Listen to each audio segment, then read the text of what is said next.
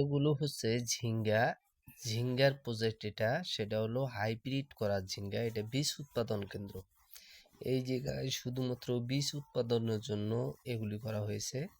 এই দেখেন কিভাবে হাইব্রিড করা হয়। এই জায়গায় রেণু খাওয়ানো হলো, তারপরে প্যাকেট করে দেওয়া হইতেছে।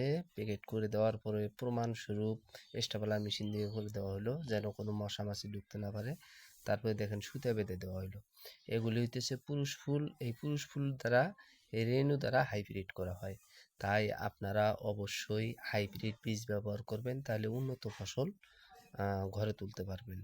কারণ উন্নত ফসল রোপণ করতে চাইলেই আপনাদেরকে হাইব্রিড ব্যবহার করতে হবে। কারণ হাইব্রিডগুলি অতি যত্নের সহিত করা হয় একটি ভালো বীজ কৃষকের হাতে তুলে দেওয়ার জন্য। আপনারা অবশ্যই হাইব্রিড বীজ ব্যবহার করবেন, বপন করবেন।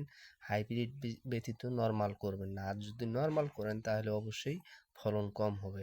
ধন্যবাদ সবাইকে। ভালো থাকবেন, সুস্থ থাকবেন এবং কি ভালো লাগলে সাবস্ক্রাইব করবেন। ধন্যবাদ।